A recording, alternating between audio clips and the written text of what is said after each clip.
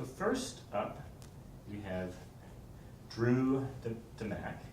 Drew's from the Denver area, and he just finished his 1976 bicentennial journey a few weeks ago, and he'll explain why it's taken him so long.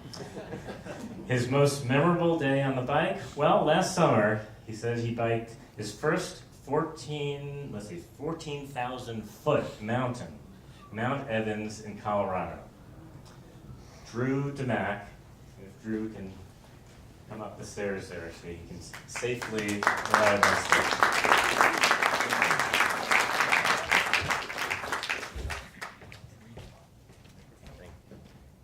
And the right buttons. And I've got a timer, so I'm going to stick to it. All right. Good morning. 14,000 in Colorado, we call them 14ers. It was Mount Evans last August, and it was a hell of a ride. It was harder coming down because you really have to ride your brakes a lot. It was nothing. It was harder than anything I did in Bicentennial in 1976, and I will explain why. I just finished a few weeks ago. I was coming down near Crumlin, Colorado in 1976, and a big Navajo semi-truck ran me off the road, and I hit a milepost marker, shattered my back wheel. It was alloy. I was riding tubulars, which is really stupid, but I didn't have any flats until Wyoming, southern Wyoming. So I hitched a ride to Breckenridge, where we were stopping that night. We would have ended in Pueblo. I had Golden Spoke Special West. I realized recently when Steve and I were exchanging emails, there was no word special in there, but it was very special to me. So I might have just subliminally put that in there. So, and then every time I think of the code 1GWWK601, it sounds like something out of Mission Impossible, but this mission was anything but impossible, and the testament this weekend of everybody who's been here, the stories that we've heard, the things last night that people were saying at the Holiday Inn dinner was just, it brought me to tears again, just like Friday night did at the reception. So I'm going to play a video for all of you. It's nothing too fancy. I do work in television in Denver. It's been my career. I discovered photography when I was 11 years old in Colorado Springs. I took a picture of the Balanced Rock in Garden of the Gods, and I said, okay, I'll be a photographer. So I changed in college to TV from still photography because I like that format better. So before I take up too much of my time, I'm already 2 minutes in, I'm going to play a video. And where do I point it? Anywhere. There we go. Okay.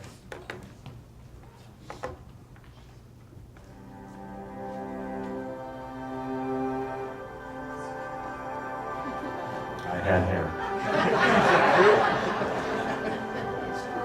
had a flat. I had red bags too, Steve.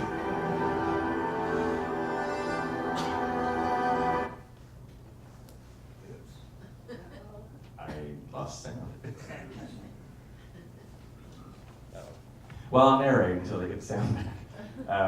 This is on the beach near Cannon Beach, Oregon. That's me with the hat on. Why I had a winter hat on in the winter, or the summer, I don't know, but it might have been kind of chilly that day. There we go.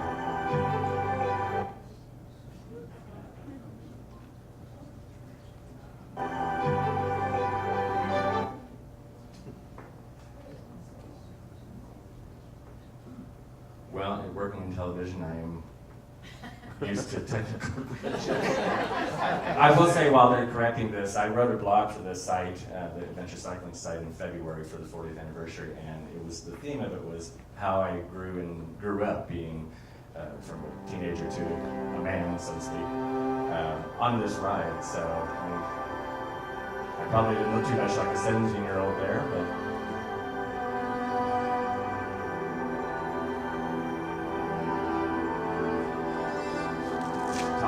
in Wyoming. The only time in my life I've ever been drunk.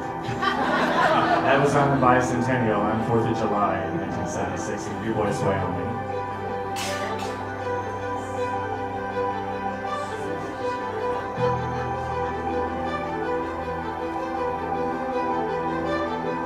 These are not necessarily in order.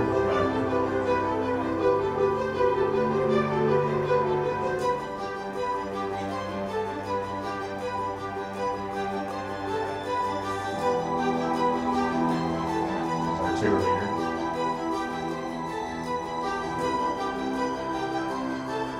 We didn't get to do Mackenzie Pass like a lot of people probably didn't. We did Sandy Ann Pass.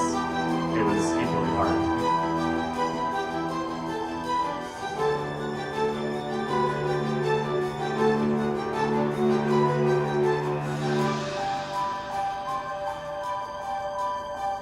Those signs are still out there, aren't they?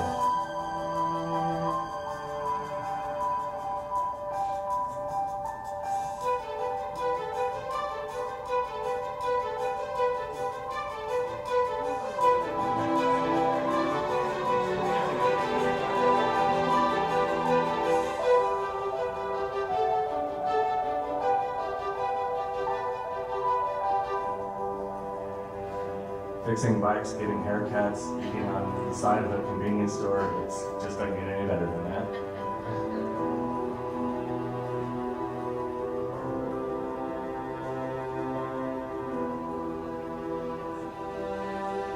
So they made it to Pueblo without me. It was very sad, especially for a teenager.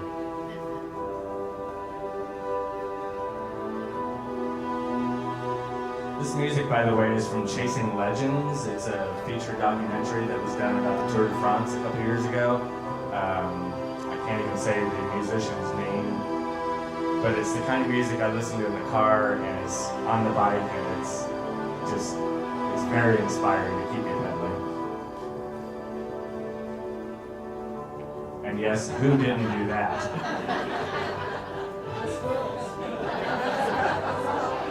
He was, we believe, 15. I realize you were supposed to be 16 for this tour.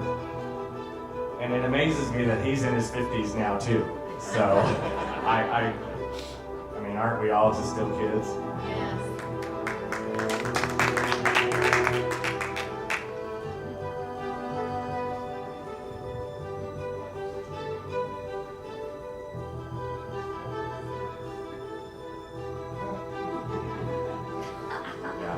We didn't listen to the signs or pay attention. It's along the Oregon coast, of course. All the hostels, the facilities in small towns that opened their doors to us, we were just amazed because every place we went, they had signs just like today. And they just made us feel so welcome on this inaugural ride. If we went back there today, it would probably be the very same thing, and I know it is along the way, so. And now.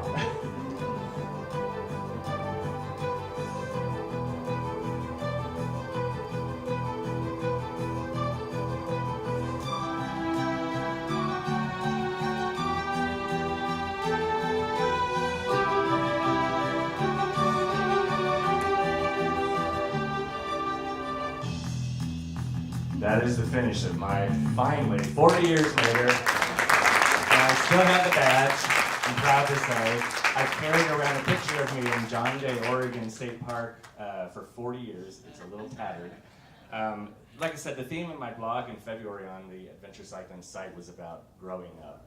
And while I was a kid then, I've met people like Teresa Leland, who is in the fourth row there this weekend. I've met so many people like all of you have, and I feel like I'm still the kid in the group. Not that they're older, not that they're any, elderly, more elderly. It's more that you feel like you've made an impression on so many people. And in that tour, in that summer, I was just about to start college. I had no idea, like a lot of us, what I was getting myself into. I saw the National Geographic article, and I rode Centuries in Oklahoma. I was living in Tulsa at the time. And I told my mom and dad, I said, that's what I want for my high school graduation. And so I made money, I mowed lawns, I did whatever I could. I worked at a convenience store that nearly got robbed, only because I was probably scared that somebody walking in was going to do something. But I raised the money, $450 for this tour, and it was the best thing I ever did as far as making myself better, growing up. We saw things on this trip that a 17-year-old probably shouldn't, including a woman taking her top off right beside us along the river somewhere in Oregon. And, that kind of makes impressions on young guys. But I really did grow up, but then again, I realized I don't want to grow up, just like a lot of us. Biking is not about starting as a kid and becoming older, it's just staying as young as you can in mind, body, and spirit. And it's been just incredible this weekend. In the 3 days that I've been here, he's holding up the sign. I do have one. It's been incredible to hear all the stories and realize that none of us ever get older. We don't grow up. But we certainly mature to the point where we realize that cycling is forever and will keep us young forever. And that's what my hope is at 58 years old next Saturday.